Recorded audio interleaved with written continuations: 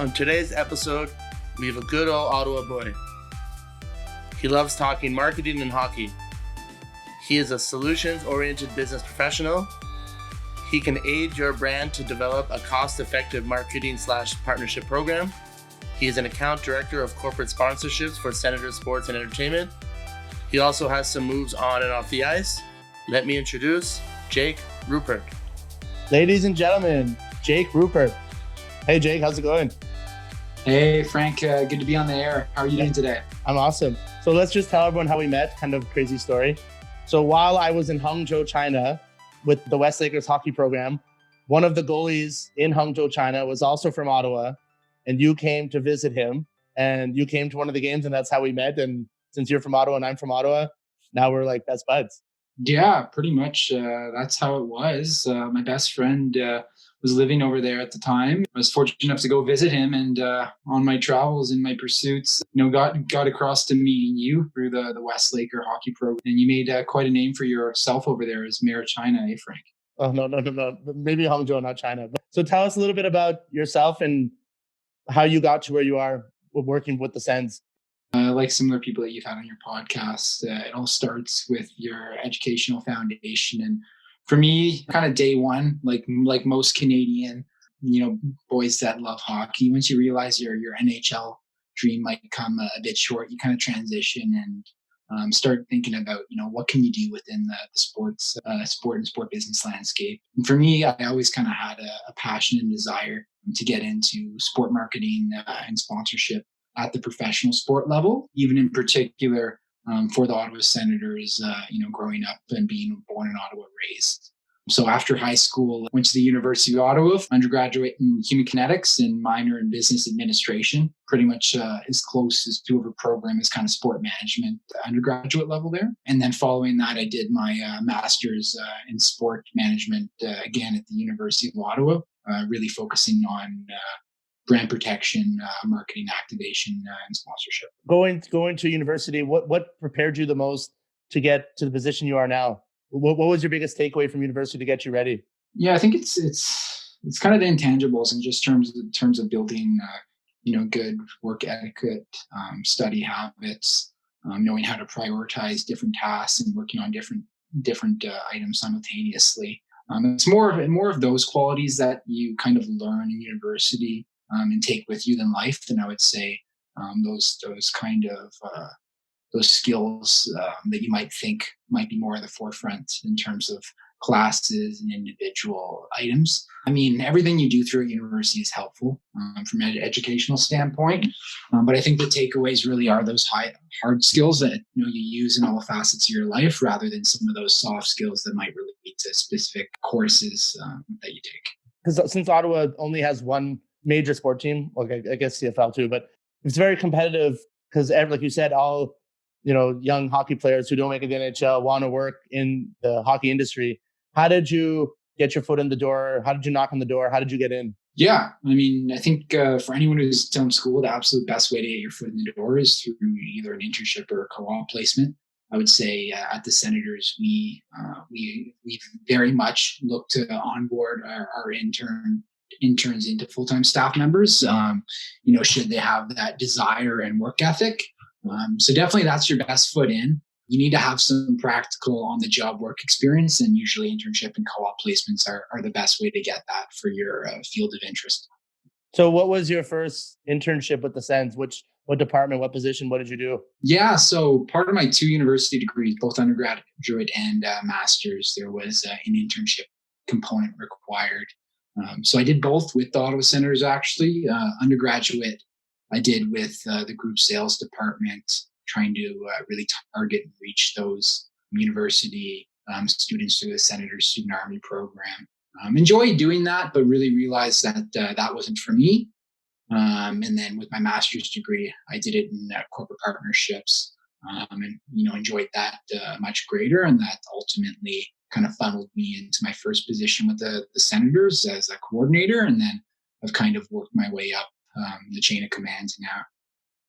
What were some of the tasks you had to do as a coordinator? As a coordinator, essentially. So right now I manage a team of coordinators and account managers. managers. And at the coordinator level, really what you're expected to do is you take the existing corporate contracts that we have annually, and you fulfill the assets within them with those set partners. So my team of coordinators are typically day to day. They're working on things such as, again, fulfilling signage requirements, coordinating social media programs with our digital media team, ensuring all community events within those partnerships are being taken care of, etc. So really, they're not necessarily responsible for annual renewals or generating new business, even though we are all salespeople. But they're really responsible for the fulfillment of the contractual assets within our corporate partnerships. So you mentioned that you worked your way up. Now you're the director of corporate sponsorships. What was that like when you were like, I'm here in a higher position? What did that feel like for you? Yeah, I think whenever you're acknowledged within an organization you work for, and get a little bit of a boost in terms of a title change or promotion, that always feels good. Selfishly for your ego, but also knowing that you're making an impact within that set company to help them overly achieve their business objectives and goals. How much pressure is there, because you're dealing with a pro sports team and then you're dealing with other big name companies and you're trying to bridge them together? What were some of the obstacles and challenges you faced when you're first starting out? Because those are not easy tasks. You're dealing with two like big parties, big numbers of cash, coverage, exposure, like even branding, getting names out there, getting awareness out there for both parties. What were some of the obstacles and challenges that you had to deal with at the start that you kind of, okay, I'm new at this, but I can figure it out? I think before we even kind of talk about, those external or outbound, partnerships and outreaches, it's firstly, I think one of the hardest things within corporate partnerships, especially when you're working in larger sport organizations, is that really you're at the beck and call of everyone else, or at the mercy of everyone else in your organization. And what I mean by that is that, myself and my team, we're very reliant on all other departments, whether that be, fan and community development, marketing, sales, etc., because our corporate partnerships include elements across the spectrum that touch all of these different departments and individuals. So working in corporate sponsorship, firstly, one of your biggest challenges is just getting to build a good rapport internally with your colleagues, because you are very reliant on them providing you with the information and resources needing to both, work on partner proposal development in terms of, what can we put in a proposal that will potentially lead to new business, but also then the fulfillment aspect once we do have a contract back and across the line. It's kind of crazy how you can take sports ideas and culture and like people skills and you can transfer it to business. So what you're saying now is you have all these different teams, different groups under one organization, but you guys got to work together. Like everyone's got the common goal. How do you think that helps with going forward with like the building relationships with your coworkers and like the similarities to sports when you have someone on the same hockey team as you? I think that's a really important point that you bring up in terms of a common or unified goal, because you're absolutely right. Even though we do kind of have different silos or departments, if you will, ultimately everyone should be having the common goal within the organization, even though you're working on different things from a day-to-day aspect. So that is a it's a challenge, but also a great opportunity in terms of if you can get everyone within the organization to buy into that common goal, and support and be respectful of one another. That's always very beneficial to your bottom line or end goal.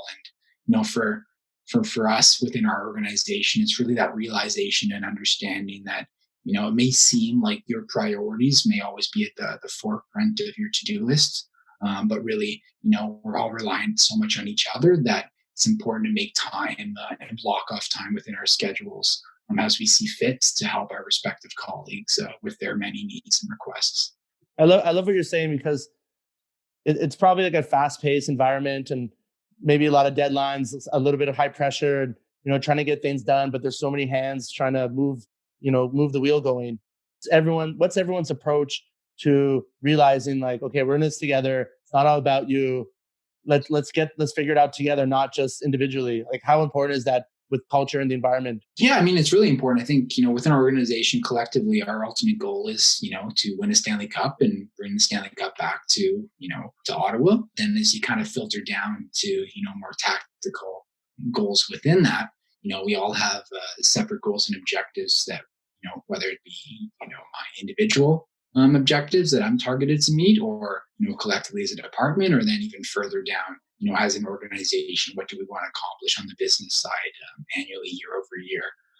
So again, it's really we have usually an annual all team member meeting that really discusses high level, what our organizational objectives and focus are for that calendar, or I should say that fiscal year. And then afterwards, then you kind of funnel down to develop your respective department business plans, that ultimately all these department business plans should roll up to that same common goal that we have collectively as an organization. Kind of steering away from like the Sens and dealing with other corporations. What's the approach? What's the mindset there when you're because like there's no other, there's only the Sens, like it's the big sports team in Ottawa. What's it like with corporations reaching out to you, or you reaching out to them? Yeah, I think like we spend a lot of time focusing on building that narrative for front end piece, especially on our business presentations, because our first job is to how can we make the Ottawa market seem even more appealing. I mean, there's there definitely the fact that we're a government city, that we have so many embassies here. That's an attraction for many companies that are looking to reach this segment. Then afterwards, there's so many different things that we want to do on the branding side, just to firstly appeal to those partners, and then after that, one of the biggest things I always kind of I see in newer sales reps, and by no means is my job focused necessarily on outbound sales. Going into that first initial meeting, you should almost go with a white book that has absolutely nothing kind of pre-written or scratched in it, because it's really a fact-find meeting where you're feeling out, that prospective client or prospect. What are their business objectives? What are their needs first? So there's no point in you coming up with a plan that you're looking to push their way without knowing exactly what are their needs and what they're hoping to accomplish. And once you get those details, and then some finite questions to fact find and know, what channels are focused to them, where's their audience, on what platforms, and how can we reach them. Then together is running really when I can kind of take a lot of this information back to my team in the organization, and then collectively together we'll build out a business plan or proposal to address those needs for a prospective partner that we're hoping to onboard. So kind of thinking, so I'm a company. I want my company to be involved with the Sens. And you like you just said, like you have that first meeting, you get the idea of what they need. How does that go going forward? Like if they I want to commit, but I want to do certain things my way, not the Sens way. How does that work? Yeah, I mean, I think the very first thing is being a brand that is looking for sponsorship or corporate partners to come and support our brand or our team, is that you have to be somewhat flexible. So of course we have some brand standards and guidelines that we do need to adhere by, and are pretty stern as it relates to that. But at the same time, we also have to be able to show our flexibility in accommodating some of our partners' needs and requests. So very often we're working very closely with, whether it be a prospect or an existing partner, to try and find middle ground on things we may not see eye to eye on. But ultimately, we always try to do what's best for our partners. And sometimes that means being a little more lenient than we would like to be. What has it been like currently with the whole situation of like, the season taking the season taking a break? What was that? What has that been like? Yeah, so the COVID-19 pandemic that we're all living through has been very hard on many industries, many individuals, many families, globally across the world, and definitely here within Canada. And what that means for a company like us, I mean, Ottawa Senators are in the entertainment industry. Sports fall within the entertainment industry, of course, and really we've been shut down. Our season, our 2019-20 season was cut short. And outside of that, from if I get a little more specific in terms of the partnership landscape, global pandemics like these are very tricky, because when you have games lost within a season that will not be rescheduled and have been announced that they're canceled, and you have many of these corporate agreements and dollars tied up, it lends for a very tough act that we're now going through, where we're trying to see how we can either repurpose or negotiate some of these lost value gaps that we have across the spectrum for our partners. So this is a very trying time.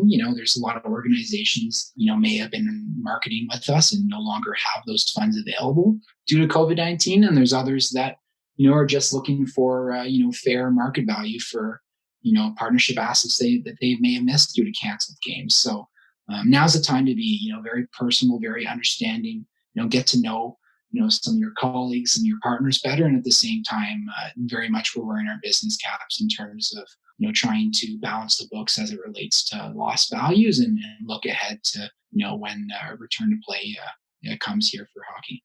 I kind of like what you said, where, right now we gotta get more personal. We gotta stay connected. We gotta stay in touch. How have you guys pivoted with everything? Well, I mean, firstly, we haven't had any face-to-face meetings in a number of months. So what does that mean? That means really you have to, look to some of these video conferencing solutions, such as Zoom and others, to really connect and have that face-to-face interaction with your respective colleagues. Certainly, we use a couple different platforms, whether that be different softwares to communicate internally as a group, and then also video conferencing software to communicate externally to our corporate partners and walk them through various documents and presentations. So definitely, we've probably pivoted and transitioned from a few less phone calls or using a conference line, and now more or less we try to really focus on using video conferencing, where we can have a little bit more of a personal connection while speaking to anyone who we may be to. Kind of going back to the corporate side, I remember we were at the game and you were telling us about the Bell Sens fan cam. Bell fan cam. Was that your project, right? Yeah, that was a project that I led and was able to introduce and align one of our major partners in Bell Canada with to last year. So great initiative that I think fans enjoyed. And for your viewers here, essentially what the Bell Fan Cam was, it was a robotic and remote camera. There was actually a few of them that were installed under the score clock at the Canadian Tire Center, and it gave fans the ability to remotely use their phone to access and tap into these cameras to capture unique photos and angles straight from their device, but using the camera under the score clock. So really the problem, the issue was looking to solve was, how do you take group selfies without leaving anyone out and sticking your arm out looking kind of goofy? And that's what these robotic remote fan cams were able to do for us. So it really contributed to both fan engagement as well as other objectives and results that our corporate partner in Bell were looking to achieve through that platform. No, I've used it a few times. And you're right. It's like, it's great. It's great quality. You can upload it straight to social media. It was friendly. It was user friendly. So I thought it was pretty cool. How did you come up with this idea? It's pretty creative. Yeah, I'd say there's a lot of, sport marketing or sport entertainment, solution providers out there. And a lot of them are pursuing, major sport organizations like us.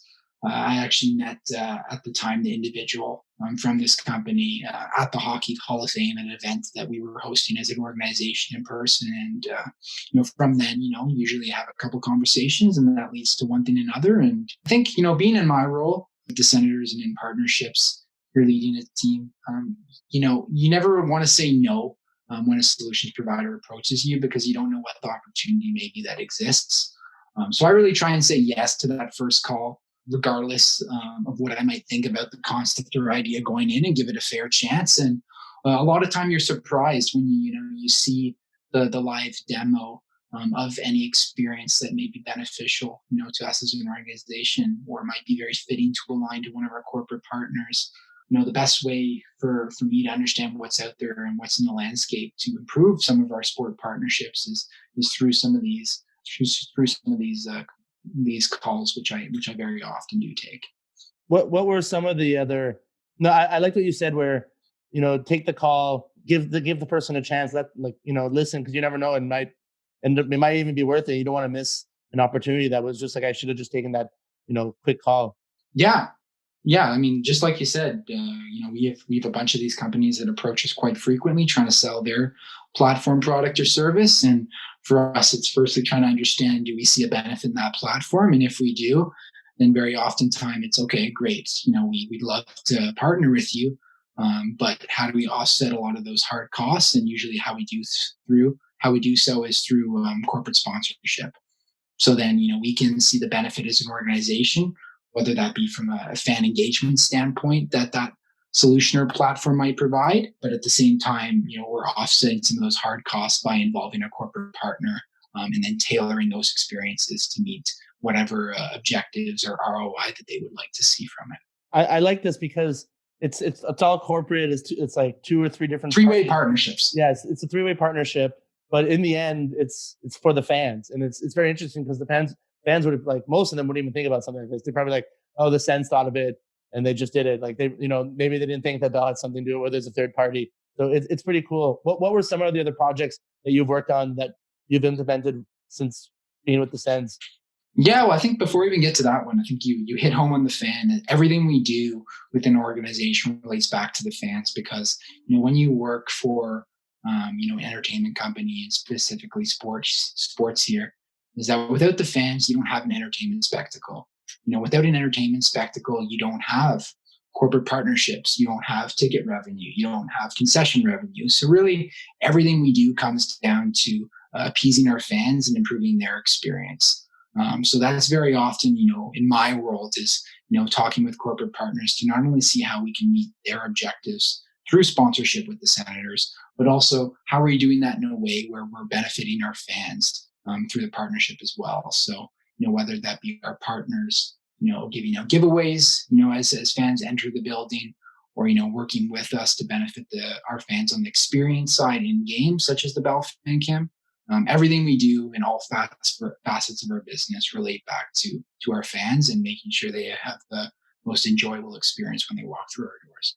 Yeah, so you kind of, I was going to ask you that later about the fan experience, because I was talking to an individual who worked for the MLSC, and he was telling me that, you can get all these people into the arena and watch the game, but they might not like any of the teams, or they might not even watch like the sport, but they might like the entertainment, So it's like, you're not going just to see a game, you're going for the music, the contest, the fans experience. So, but I guess it's tough to say now because of the whole situation, but what were some of the plans, like, before all the pandemic was going to happen, like project wise?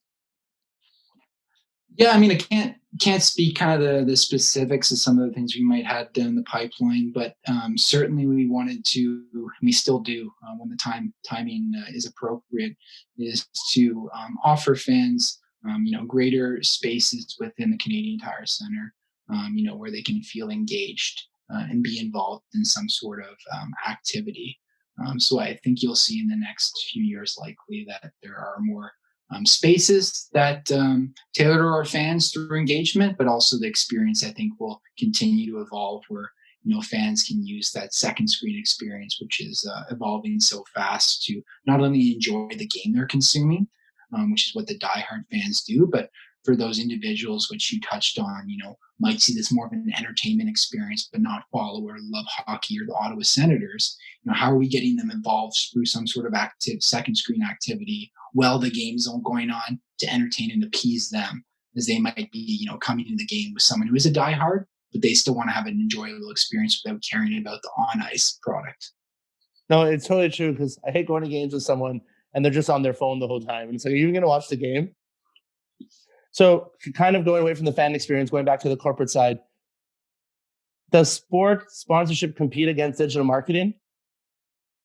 I think that's it's a really wise and good question, because I know you've had a lot of digital marketing gurus on your podcast previously, kind of talk about their field. And, this is a question that comes up a bit, are, companies that are spending marketing dollars and those marketing budgets on, sports sponsorship and entertainment, do they really compete with, digital marketing companies? And the answer I would give to that is, not necessarily, in my opinion. I think they can kind of complement each other. The reason I say that is, sports sponsorship, especially when you're working with, again, a large professional property as the Ottawa Senators, is that really when partners are working with us, they have an integrated an IMC, an integrated marketing campaign that goes across, a bunch of different channels. So, even though they might have a few different objectives within our partnership agreements, it goes much outside of digital marketing. It includes other elements as well. What I mean by that is, you might have a drive to retail campaign going on. So you might have, in-store POS. We might utilize, PA announcements in the venue.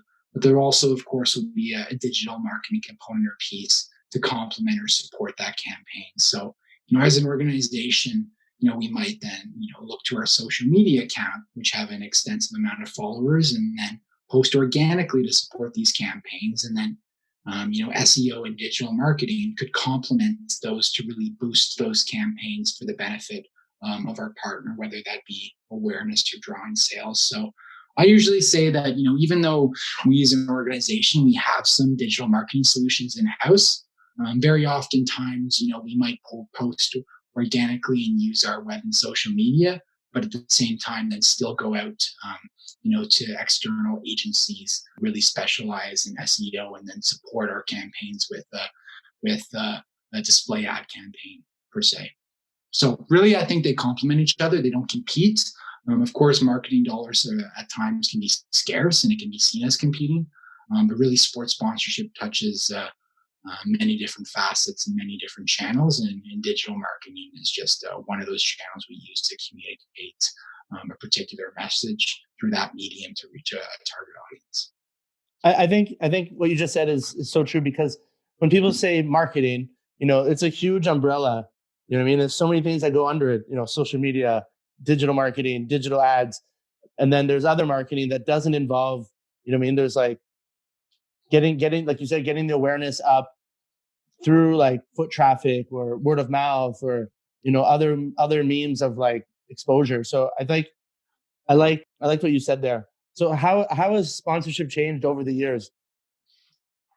Yeah, I think it's only getting harder and harder, to be honest with you. I mean, once upon a time, sponsorship was quite a limiting term where, really, if a brand wanted to partner with a sports property, there was limited opportunities in terms of a lot of fixed and static signage around the live gameplay and event itself. And in today's day and age, obviously that's, expanded much more into much more complicated marketing campaigns and partnerships that, as we just touched on, go across a variety of different channels, with static venue signage just being one of those many channels that partners tend to utilize. So I think you're obviously seeing a lot more digital marketing agencies pop up, and that's for a good reason. And that's because digital marketing as a channel and a means to communicate your message is growing in popularity, and that's because you can reach a much greater audience than a lot of other channels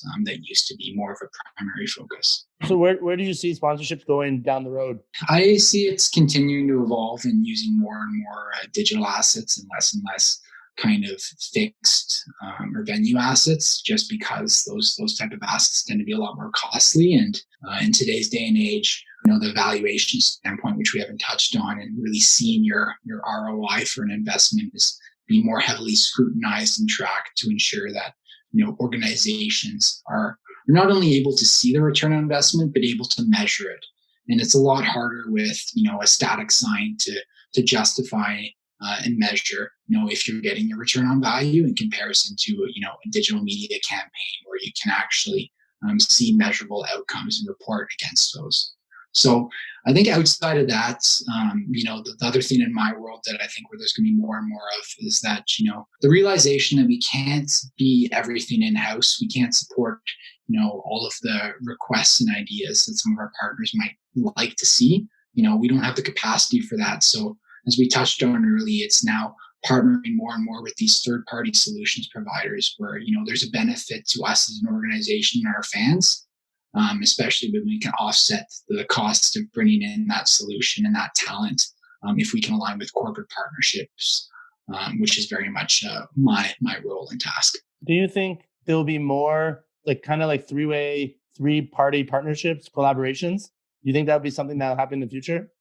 Yeah, that's exactly what I mean. I think for sure, as I said, organizations are often limited in-house based on their capabilities when it comes to solutions, especially as they get more and more complicated, as more partners are looking to increase their app downloads or have specific, fan engagement pieces built in within our app and those type of solutions. A lot of those things, there's a lot of talent out there beyond our organization, and oftentimes it's wise to seek out those talent and those solutions and then build these three-way partnerships that benefit us all. And ultimately, it goes back to what we talked about earlier. It's beneficial to our fans in the end. No, that's interesting to think, because I don't think people think about it that much, like how deep this actually goes and how many people are actually involved in decision making. So how do you, kind of talking about you more, how do you mentally, prepare for types of big decisions?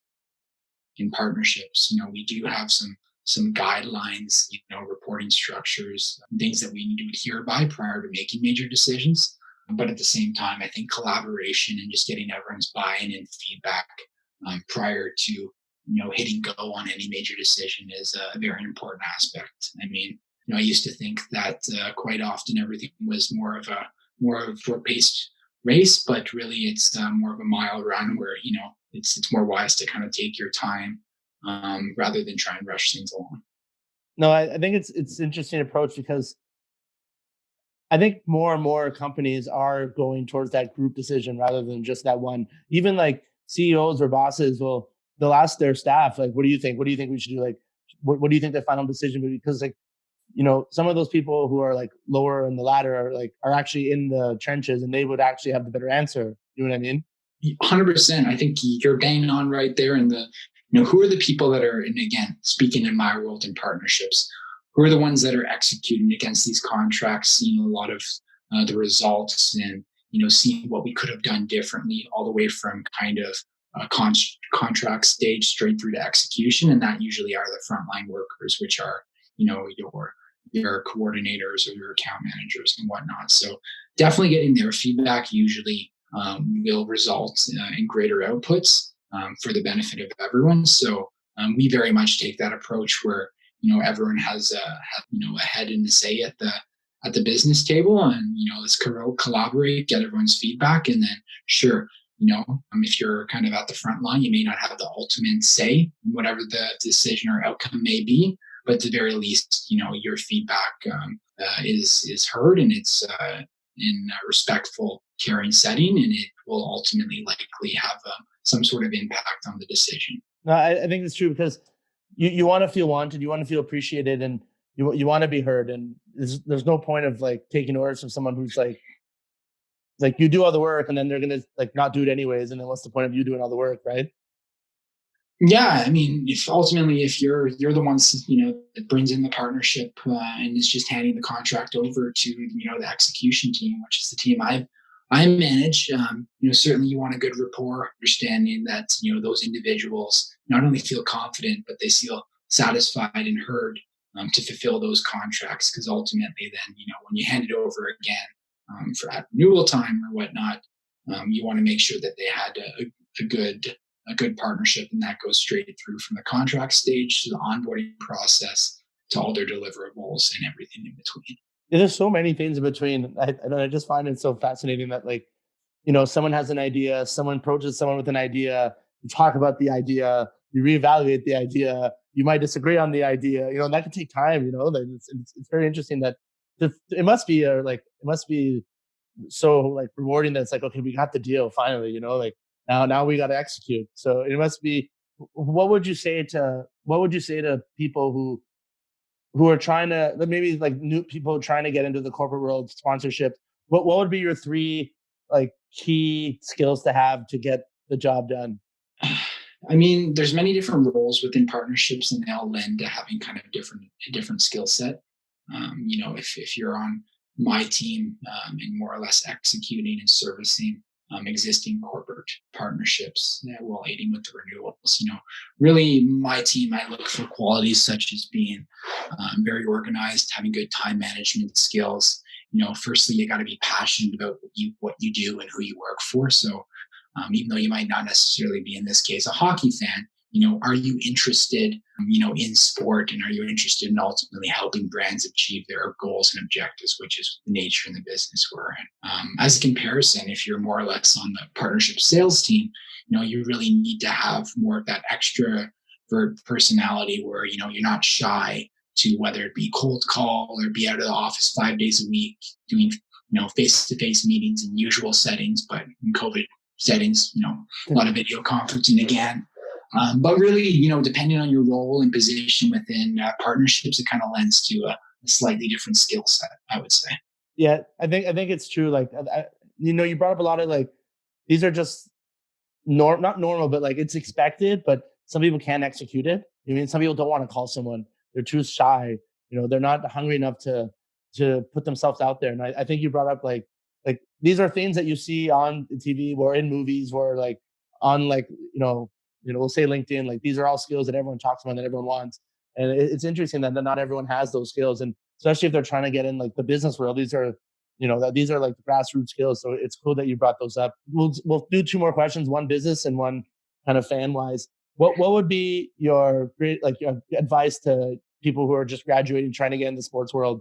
Yeah, I think as you kind of asked me earlier, the best advice I can give, if you want to work in sports, and obviously sports is a very desired industry where a lot of people want to work in it but don't know how. And the best advice, again, I can give is really getting some of that on the job experience. So whether you have an opportunity through your existing educational program to have, whether it be an unpaid internship or a paid co-op placement, that would certainly be number one. But if you maybe a recent graduate who no longer qualify for one of these educational based placements, and if you fall with that subset, then my recommendation would be try and get as much volunteer experience as you can.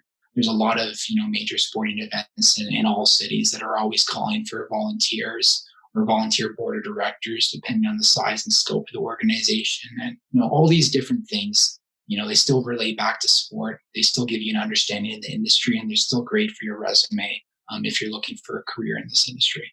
No, that's so true. Because how else are you going to get it? Like, let's say you don't get in through education. How else are you going to get in? You're going to have to put your time in anyways at some point, just like the university kids did, or students did. So, no, I think that's so true, because that's how you get your name involved. That's how you build experience. That's how you build networks and connections. So, I think that's a great tip for anyone trying to. Yeah, and the one thing I forgot to say, Frank, was just also use your network. Yeah. I mean, networking in sport is absolutely huge. LinkedIn is definitely the platform of choice for business professionals within the sporting landscape, for sure. You might not necessarily know someone, but if you can find the mutual connection between the organization or the individual which you're hoping to build a relationship with, ultimately, there's different ways to be connected, and I would encourage everyone to really use their network to find it in wherever their path may take them. Actually, I had a past guest, and he works for MLSE, and he said the exact same thing. It's like, you're not going to get a job with a sports team without being on LinkedIn and connecting with those already in the organization. Because when you apply, they're like, oh, I know this name. I've talked to this person before, and he's even said, like, don't be shy to ask for a Zoom call where. Well, before it was go for a coffee, and people would actually go and like kind of mentor. But now it's Zoom is even easier. You don't even need to leave your house, and there's no excuse not to. So I like that's a great answer. Like, you use your network, use LinkedIn.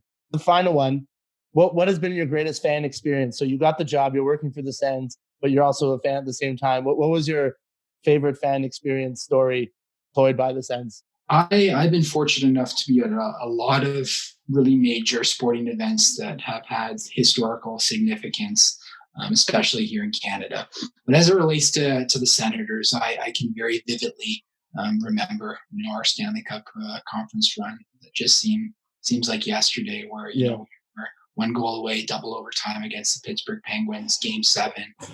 Stanley Cup final is right there on the line to play the Nashville Predators, who we matched up nominally against. So I remember, even though that Game 7 was in Pittsburgh and it wasn't in Ottawa at the time. That entire series, that entire run, seeing the whole community in Ottawa support the team, and the inception of Sens Mile, it was an absolute pleasure to be part of the organization at that time. And we certainly look forward to the next peak that we experience together here with our fans. Yeah, I wasn't in Ottawa when that happened, but it looked wild. It looked so much fun, and I almost, if they scored that goal, I would have bought a ticket back to Ottawa. I was.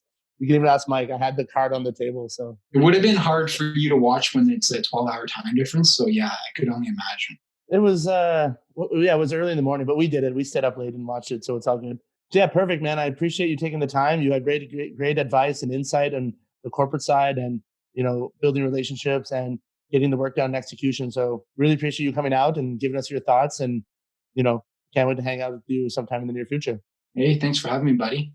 Looking forward to seeing you soon, and hope you continue these podcasts. I think it's not only great for yourself, but great for your audience who gets to experience and witness some of these findings from different industry professionals. Perfect, man. Well, cheers, and I'll talk to you soon. See you, pal.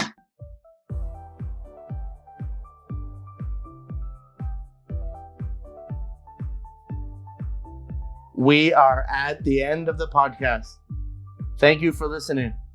Like, follow, share, subscribe, comment, and connect. To find out more, go to my website, frankfulanke.com, or find me online.